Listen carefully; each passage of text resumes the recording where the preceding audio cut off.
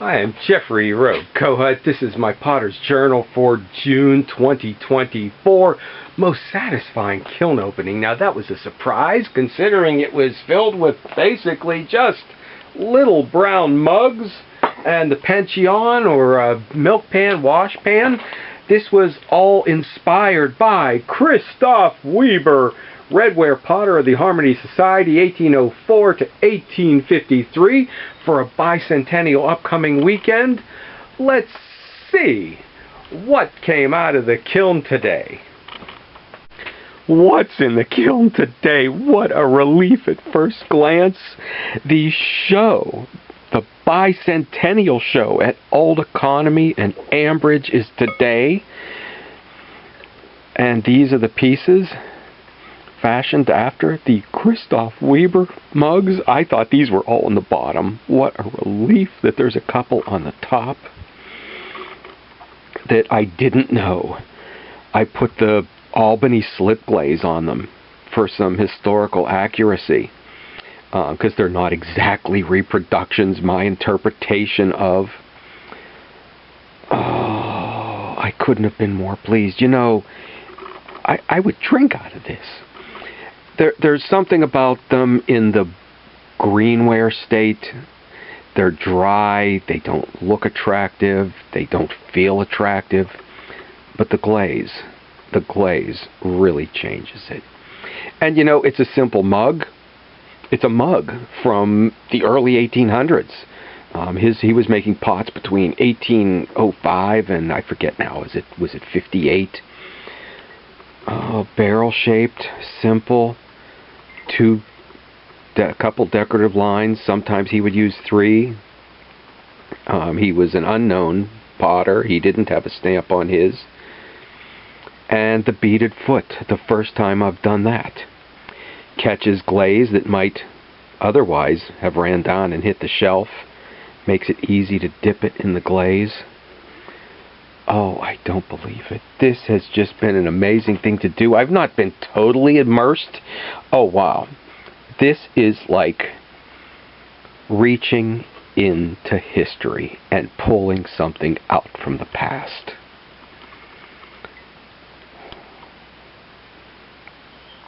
It hasn't been a total immersion, but I've been mildly getting into his pots and the history at Old Economy and Village and Ambridge since last October. Maybe sooner, when I first, it was October. Oh, look at that.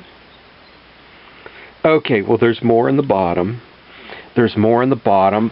I wanted to do so much more, but I think the mugs were enough for now. That this is something that was already made. He did make them. There is one in the Baker kitchen that I'm anxious to take a look at again. Okay, that, you know, this, I'm used to just dipping in the glaze and you get an even coat. This had to be poured in, so it's a bit thicker on the bottom. And the bottom is left unglazed, and, oh wow. Perfect. It didn't catch on the shelf. My shelves are newly kiln washed. And oh, I don't believe it. Oh, there's my stamp.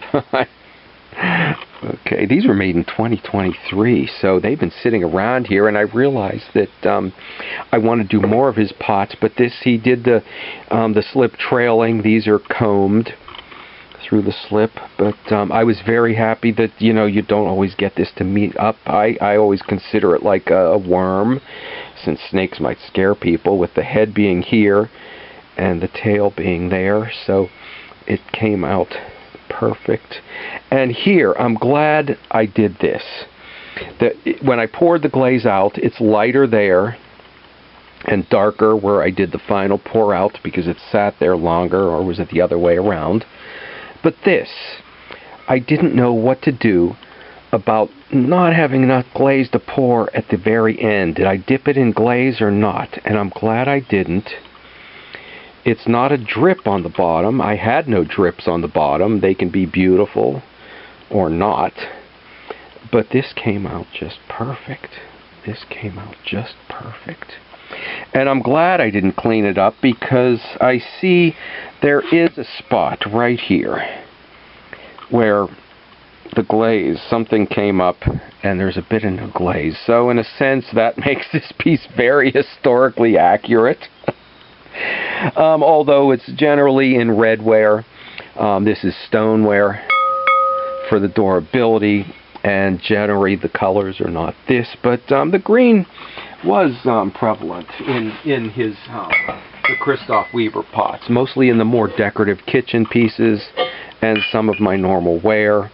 I wanted to get an Ambridge stamp, Ambridge Oleocondomy stamp for the bicentennial, but that just didn't work out. There is only one shelf of my standard ware in here. I had some extra room, a 2-inch high shelf, my Rooster Hill Farm rooster, the slipware, combed through. Here is an old pot of mine from the, I don't know, late 80s, early 90s. These are the colors that the Christoph Weber pots would have been, or most Pennsylvania redware. Once again, although his was trailed, mine is combed through. But this is, yeah, my standard ware and colors. You know, I questioned doing some of the Weber mugs in blue so I could sell them. But I have years to do that. I'm glad for the bicentennial I stuck with the Albany slip.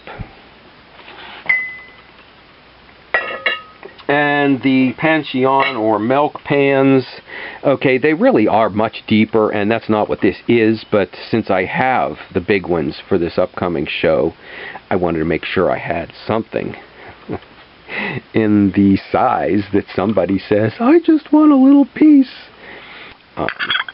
And, okay, garlic grater, olive oil dipping plate. This was dipped in a layered glaze. It does give it a richer look.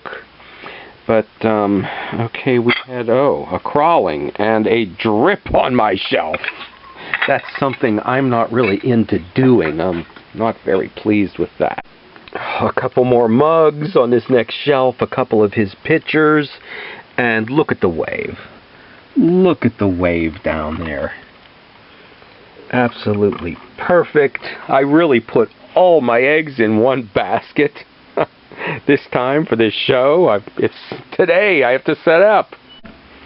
So English, often referred to as the Pantheon, American collector guides calling it a a milk pan, but I would like to say what they had before the invention of the sink.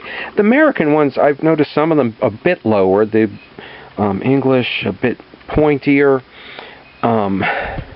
and the reproductions pointier still, but you know, this is the kind of thing people doing wood fires get into, little flashes from the fire, but the combing, the way the second round slightly goes over the first, and the thickness and thinness, the glaze when it's combed through, the creaminess that shows through, and again, a bit of okay, the glaze, you know, coming, you know, this one I knew there was a pine needle in the slip that pulled off, but and where did the glaze come together when I did the pour? Oh, here we go.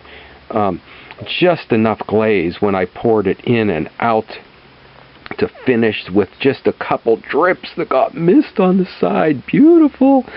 So it's a high-ticket item.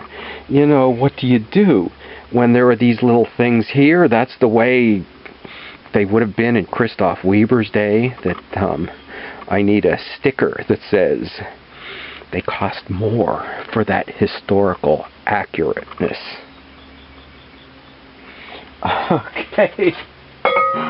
Oh, I don't care. They're for myself. Okay, there's, okay, the Christoph Weber pictures. And his, I didn't, this is something, there's only 2 of these, so I focused just on the mugs this time. I'll look into more of his stuff at a later date. Actually, he had a white slip on the inside. I forget why. The reasoning was behind that. I didn't think I can do that. Here's a piece of greenware, a larger one. that I put the slip on the outside. I didn't get these dried out and fired in time. So, but again, this is all new for me, making somebody else's pots. That beaded foot so prevalent in his. The few decorative lines. These were called for his era highly refined decorative pieces. Okay, and there's two of these in here. Two of these in here. And I don't know how I dipped this. I see a thicker bit of glaze there if it ran down from and okay, my stamp on the side. Okay, and more of the Weber mugs. Oh, interesting. The lines are on that side. Where did they go on there? They're under there. It's an Albany slip glaze. When dipped, it came out much thicker on this side. And this is a true Albany slip glaze. I still have a bag. It's locked up somewhere, so don't come busting into my shed. You'll never get it or find it. Important, okay, for the old pieces, and I guess still thought highly of today because there are fake Albany slip commercial glazes called that. Oh, this is the Christoph Weber handle. I did mine as pulled handles. It's the only way I do how. That I called his cheater's handles, but he mastered it. Mine are a little rough and crude looking compared to his, but and his had the too thin line, or yeah, often had the too thin lines down it. And let's see, on the bottom, there's only 10 of these. I put, okay, this is number 8 of 10, Kohut after Weber. 2024. So there are only 10 of these. I'm glad I didn't get the stamp made, because this is how a commemorative pot would have been done in that time. In fact, I think that there are some Picasso pot I saw that had, you know, a hand carved some kind of little gift of. Now the only thing is I did it with a nail, that the ones they would have used then would have been hand forged. Just a little kiln, only two kind of pots, the pension, milk, or wash pan, and mugs. How exciting this kiln load has been for me. The mugs. I gotta see the mugs first. And okay, sometimes the Albany slip is very clear, and sometimes it comes out with a golden haze. I like it both ways. I haven't had taken the time yet to determine what part of the kiln or what cone 6 we have here, gets either one, because I like them either way. I don't use the glaze that often, because I would do in my standard wear, you know, one of these in comparison with 5 blue, and the blue would be gone, and I'd still have this one. So it's put aside, and you know, here the decorative line is a bit lost when it turns the haze. It shows up well, and on this one it doesn't have the decorative lines. And this one has his coiled or extruded handle. So this one I like better than the first one that we saw. That I could learn to do them that way.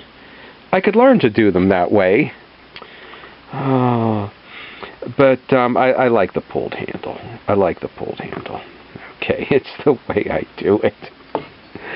But this one doesn't have the decorative lines. His, from what I understand, were of varying sizes. There could have been even little whiskey cups, since they, I believe, distilled whiskey. I know they did wine and beer. So the shapes, I've only seen images of 2. I hope to get into their collection at some time. This one has the 3 decorative lines. And you know, I think the ugliest one was the first one we saw. So I hope you didn't tune out at that point. You know, I want one.